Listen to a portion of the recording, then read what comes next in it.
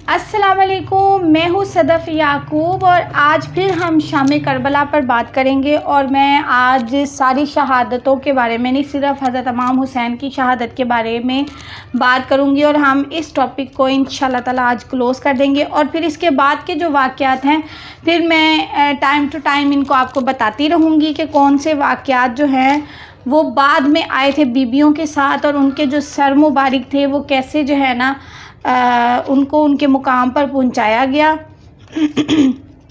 हज़रत मुस्लिम बिन अकील और हानी बिन उर्वा के बाद जो है सैयदना कासिम बिन हसन और हज़रत अली के जो फ़र्जंदान थे वो उनकी शहादत हुई। फिर उसके बाद हज़रत अब्बास अलमबरदार जिन्होंने बहुत ही बहादुरी का मुजाहरा करते हुए पानी हासिल भी कर लिया था और अपने कबीले में पहुंचा भी दिया था, ठीक है, वो भी शहीद हुए। फिर उसके बाद जो है हज़रत सैयदना अली अकबर जो थे वो शहीद हुए। फिर उसके बाद उसके बाद जो थे फिर हज़रत मासूम करबला हज़रत अली असगर वो शहीद हुए। मोहम्मद और ओन जो है वो शहीद हुए, ठीक है। उसके बाद जो है सबसे फिर लास्ट में, क्योंकि जब सिपा सलार जितने भी होते हैं सिपाही वो सबसे पहले जो है ना वो जंग में जाते हैं और जाम शहादत नोश फरमाते हैं। सिपा सलार तो खैर ये नहीं थे, ये ख़ानदान के ही कबीले के ही लोग थे और ये बारी बारी जाकर शहीद हुए और एक ढेर की मानद इनकी शहादत के जो लाशें थे वो एक ढेर की मानद बन गए थे। उसके बाद लास्ट में सरदार की बारी आती है और लास्ट में ताजदार करबला सैयदना हज़रत इमाम हुसैन की बारी आई। और अब उनकी बारी ऐसे आई कि अब राकिब दोश रसूल, नूर दीदा बतूल, लखते दिल अली मुर्तज़ा, राहते जान हसन मुजतबा, जन्नत के नौजवानों के सरदार, बेशक आशिकों के काफ़िला सालार, आले रसूल की आँखों के तारे, टूटे हुए दिलों के सहारे, पैकर सब्र रज़ा, शहीदे दश्ते करबला, मोमिनों के दिल के चैन, हज़रत इमाम हुसैन रज़ी ताला अन्हो की शहादत का वक्त आ गया है। अब क़यामत गमो आलम बर्पा होने वाली है। अब कायनात अर्ज़ी और समावी में सिफ्त मातम बिछने वाली है। अब ज़मीन और आसमान खून के आंसू रोएंगे। अब वो कर्ब अंगेज़ लम्हात आने वाले हैं जिनके तसव्वुर से दुनिया इस्लाम लर्ज़ा बर अंदाम हो जाएगी। और ऐसा क्यों ना हो, क्योंकि शाहज़ादा कौनैन जिसको हुज़ूर अकरम सल्लल्लाहु अलैहि वसल्लम अपने सीने मुबारक पर सुलाते, कंधों पर बिठाते, अपनी ज़ुबान मुबारक उनके मुंह में डालते, वो जाने जिगर नवासा है जिसका अपनी मेहरबान माँ सैयदा फ़ातिमा रज़ी ताला अन्हो की गोद में रो पड़ना नबियों के सरदार को बेकरार कर दिया करता था। वो नाज का पाला जिसकी पुश्ते अक़दस पर चढ़ जाने की सूरत में सरवरे कौनैन सजदा को तवील फरमा कर दिया करते थे, जिसका पुश्त मुबारक से गिरना रसूलों के ताजदार को गवारा न था। वो फ़र्जंदान रसूल जिसकी अकीदत और मोहब्बत हर मुसलमान पर फ़र्ज़, जिसकी ताज़ीम और तक़ीर और अदब व एहतराम हर मुसलमान पर लाजमी ज़रूरी है, जिसके साथ मोहब्बत रखना अल्लाह ताला और इसके रसूल के साथ मोहब्बत रखना, जिसको सताना और अज़ियत पहुँचाना अल्लाह ताला और इसके रसूल सल्लल्लाहु अलैहि वसल्लम को अज़ियत पहुँचाना था। इसको इसके अहलो याल के सामने तीरों तलवारों नेज़ों से घायल करके घोड़े से नीचे गिराया जाएगा और इसकी मुक़द्दस लाश को घोड़ों के टापों से रौंदा जाएगा। खैमे जलाए जाएंगे और रसूल ज़ादियों का सब साजो सामान लूट लेने के बाद इनको कैदी बना लिया जाएगा। चुनाचे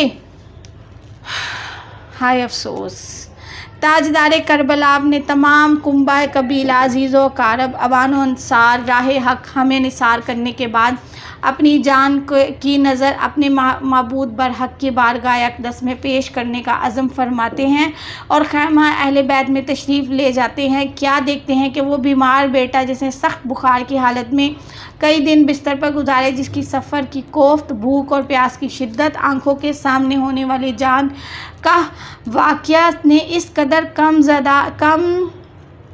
कमज़ोर और नातवां बना दिया था कि खड़े होने से बदन मुबारक लरसता था।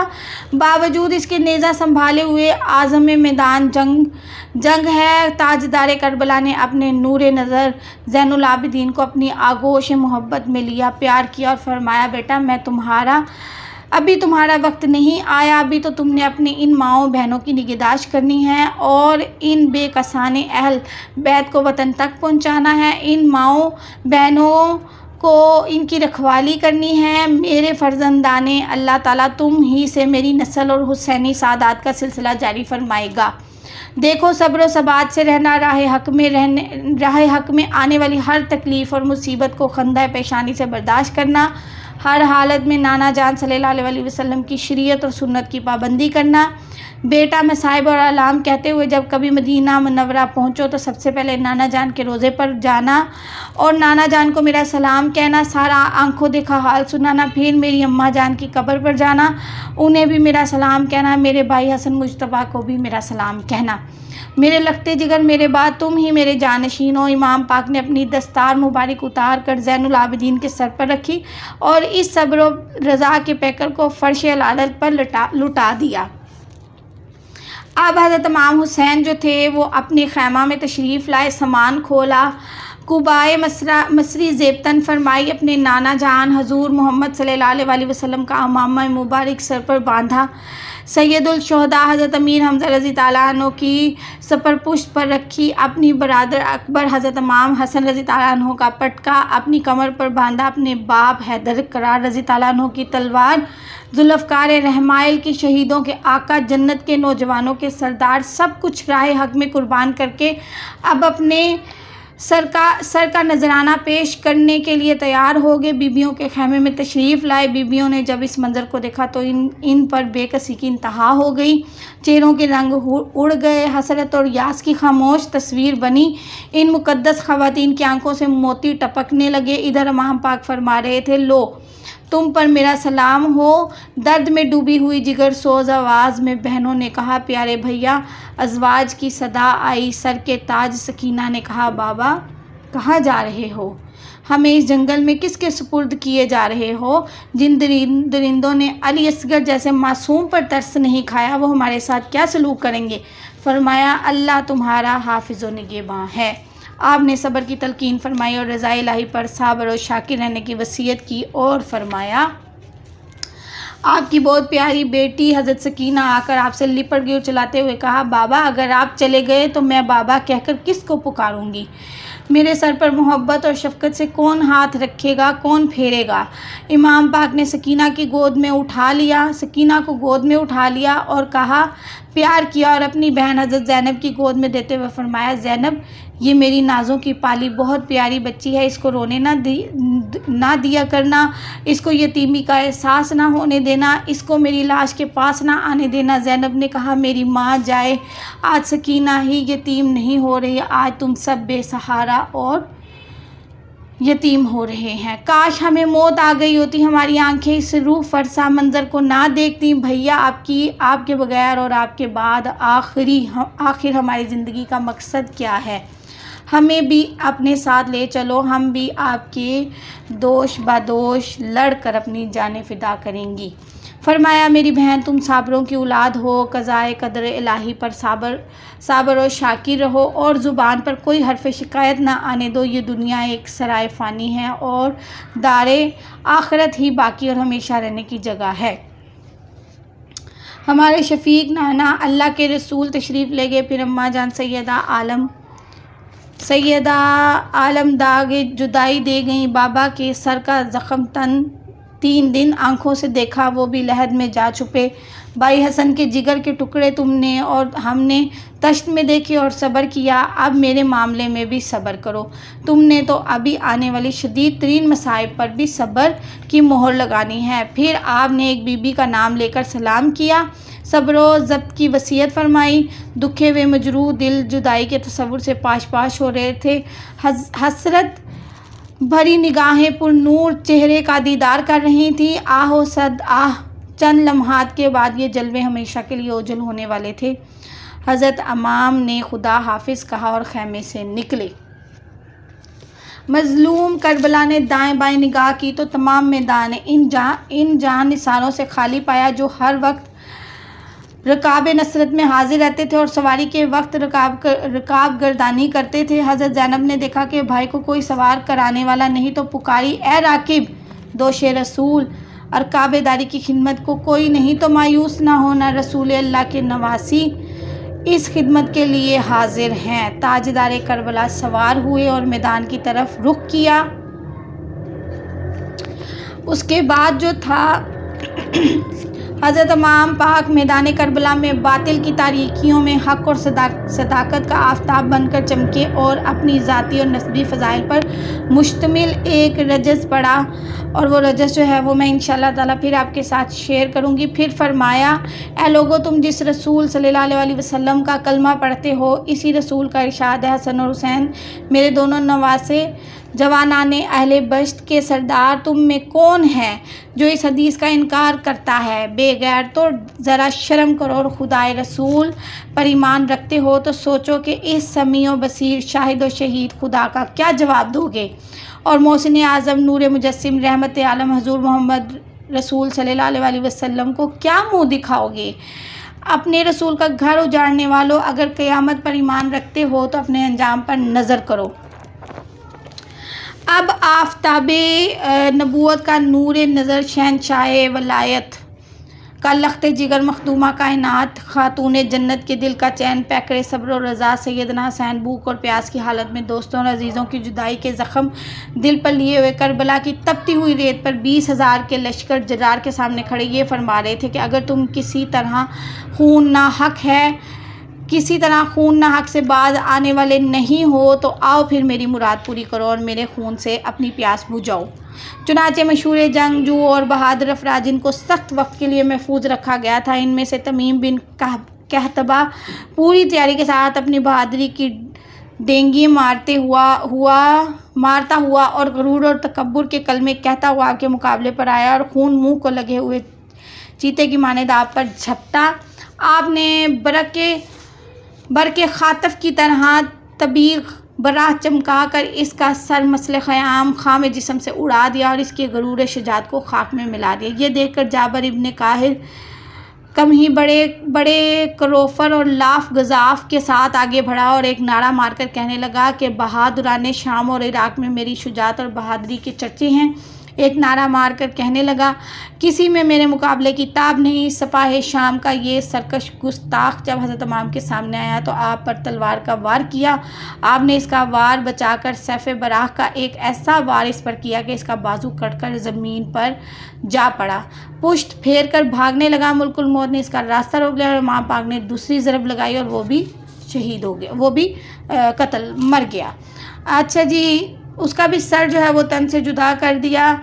बुदर बिन सुहेल यमनी गुस्से से लाल पीला होता हुआ उमर बिन साद से कहने लगा, किन बुज़दिलों की शुजात का नाम बदनाम करने वालों को हुसैन के मुकाबले में भेज रहे हो, जो 2 हाथ भी जमकर मुकाबला नहीं कर सके। मेरे चारों बेटों में जिसे चाहूँ अब मैदान में भेज दो और फिर देखोगे मुझसे सीखे हुए मेरे फ़र्जंद आज किस फ़न हरब का मुजाहरा करते हैं। उमर बिन साद ने बदर के बड़े फ़र्जंद को इशारा किया और वो घोड़ा उड़ाता हुआ इमाम पाक के मुकाबले आया और ये फरमाकर तैग खून शाम से एक ही उस पर वार किया और इस पर ऐसा किया कि इसका काम तमाम कर दिया। बदर ने जब अपने बेटे को ज़मीन पर तड़पते हुए देखा तो इसकी आंखों में दुनिया अंधेर हो गई। गलीज़ गैज़ो गज़ब का पुतला बनकर नेज़ा हिलाते हुए मैदान में निकला। अब फिर वार किया। आपने अपनी ढाल पर इस खूबसूरती से इसके ऊपर वार को रोका कि एक लख्त इसके नेज़े की अनी टूटकर ज़मीन पर गिर पड़ी। बदनसीब ने खाली डंडे को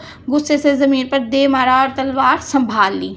हज़रत इमाम हुसैन ने इस तरह ये जो है सिलसिला चलता रहा। चुनाचे ज़हरा के चाँद पर जो रूह जफ़ा की तारीख घटा छा गई। हज़ारों जो जवान दौड़ पड़े। हज़रत इमाम अली मुकाम को घेरे में ले लिया। आपने फरमाया, ज़ालिमों, अगर तुम इब्न ज़ियाद और यज़ीद की खुशनुदी की खातिर औलाद रसूल का खून बहाना ज़रूरी समझ लिया है तो औलाद रसूल ने भी अल्लाह ताला और रसूल की खुशनुदी की और दीन इस्लाम की हिफाजत के लिए सब कुछ कुर्बान कर दिया है। अच्छा जी, इस तरह जो है ना ये मुकाबला चलता रहा। हज़रत इमाम पाक लड़ते जाते और फरमाते जाते, मेरे कत्ल के लिए जमा होने वालों, खुदा की कसम मेरे बाद किसी ऐसे शख्स को कत्ल ना करोगे जिसका कत्ल मेरे कत्ल से ज़्यादा खुदा के गज़ब का बाइस होगा। खुदा मुझको एजाज़ बख्शेगा और तुम्हें ज़लील करेगा, और जब तक तुम पर सख्त अजाब नाजिल ना होगा अल्लाह राज़ी ना होगा।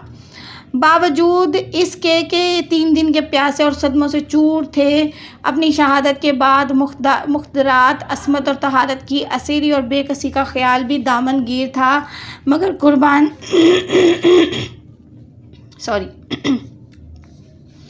मगर कुर्बान जाएं कि आपके सब्र इस्तक़लाल की और सरशारी शौक़ शहादत के बातिल के सामने किसी कमज़ोरी का मुज़ाहरा नहीं फरमाया, और साबित कर दिया कि मेरी रगों में खून रसूल है और मेरे बाजुओं में क़ुव्वत हैदर है। मेरे जैसा कोई शाह सवार नहीं, क्योंकि मैंने दोशे रसूल पर सवारी की हुई। मेरे जैसा कोई बहादुर नहीं, इसलिए कि मुझे रसूलुल्लाह सल्लल्लाहु अलैहि वसल्लम ने अपनी शुजाअत बख्शी हुई है। मैं मज़हर शुजाअत रसूल हूँ। अलगर्ज़ इब्ने साद और इसके मशीरों ने यह देखकर अकेले इमाम पाक के नाम और इन कूफा और बहादुरान शाम की इज़्ज़त और शुजाअत को खाक में मिला दिया। ये तजवीज़ की कि दस्त बदस्त जंग की बजाय इमाम पर चारों तरफ से तीरों का मीना बरसाया जाए, और जब इमाम खूब ज़ख्मी हो जाएं तो नेज़ों के हमले से तन नाज़नीन को हदफ बनाया जाए। चुनाचे इन अस्किया के हुक्म से तीर अंदाज़ों ने हर चार तरफ से तीर बरसाने शुरू कर दिए। घोड़ा इस कदर ज़ख्मी हो गया कि इसमें क़ुव्वत और हिम्मत ही ना रही। नाचार हज़रत इमाम को एक जगह ठहरना पड़ा। अब हर तरफ से तीर आ रहे थे और इमाम मज़लूम का तने अक़दस हदफ बना हुआ था। ज़ालिमों ने आपके नूरानी जिस्म को ज़ख्मों से पारा पारा लहूलुहान कर दिया। एक मरदूद अबुल हनूक का तीर पेशानी मुबारक पर लगा, वो पेशानी जो बारगाह बेनियाज में झुकने वाली और हबीब खुदा रसूल सल्लल्लाहु अलैहि वसल्लम की बोसागाह थी। बदबख्तो, तुमने तो रसूलुल्लाह सल्लल्लाहु अलैहि वसल्लम की अज़ियत का भी ख्याल ना किया। गोया अब जन्नत के दूल्हा और मसनद शहादत की शाहनशीन ने खून रवान का सेहरा बांध लिया था और ज़ख्मों के हार गले में डाल लिए थे। इधर हुराने बहिश्ती फरदोस बरी के झरोकों से इस जवानाने जन्नत के सरदार को झांक रही थी। हौज़े कौसर ने अपने ठंडे और शीरी जाम इस 3 रोज़ के प्यासे के लिए तैयार कर रखे थे। अम्बिया और औलिया और शोहदा की अरवाह मुक़द्दसा सैयदुल मुरसलीन सल्लल्लाहु अलैहि वसल्लम के नवासे सैयदुल शोहदा के इस्तकबाल के लिए हमतन तैयार थीं। जन्नतुल फरदौस की ताज़ीन और आइश हो रही थी। इतने में खौला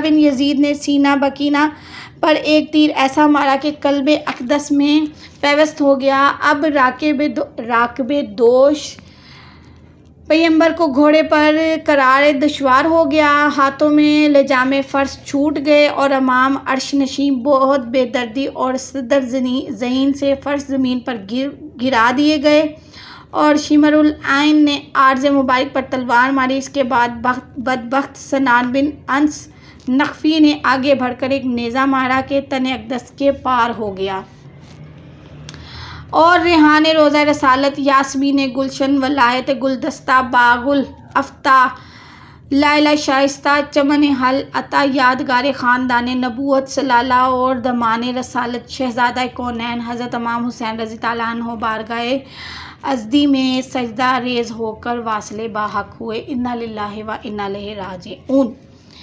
ये थी जी हज़रत इमाम हुसैन की शहादत। और इसके बाद जो है इंशाअल्लाह ताला मैं फिर कभी, ये नहीं मैं कहती कि मैं इसके बाद नेक्स्ट वीडियो में ऐसे करूँगी। इस बुक में काफ़ी सारे एतराज़ात भी हैं, वो भी मैं आपको बताऊँगी।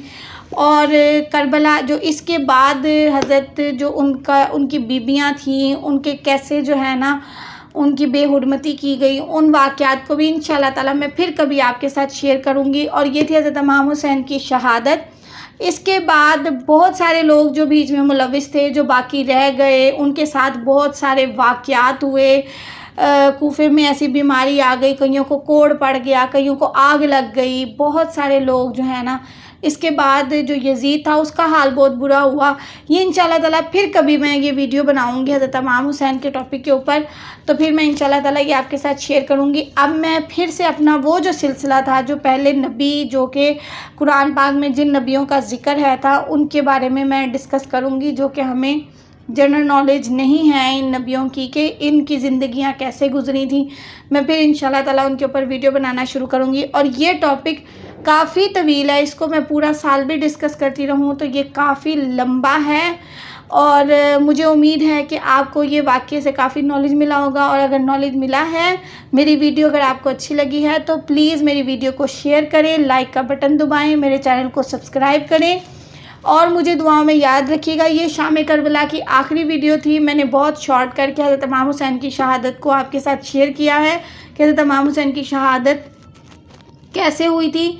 और उन्होंने इसके बाद बहुत अलमनाक वाक़या है, बहुत ज़्यादा तकलीफ़ वाला ये वाक़या है कि इनके सरों को रौंदा गया, कूफे में फिराया गया, बीबियों की चादरें उतार ली गईं, उनको जो ऊँट थे बग़ैर काठियों के उनको उसके ऊपर बिठाया गया। बहुत ज़्यादा अलमनाक वाक़यात हैं इसमें, और मैं इंशाल्लाह ताला फिर कभी इसको आपके साथ शेयर करूँगी। और मुझे उम्मीद है कि ये वीडियो आपको अच्छी लगी होगी।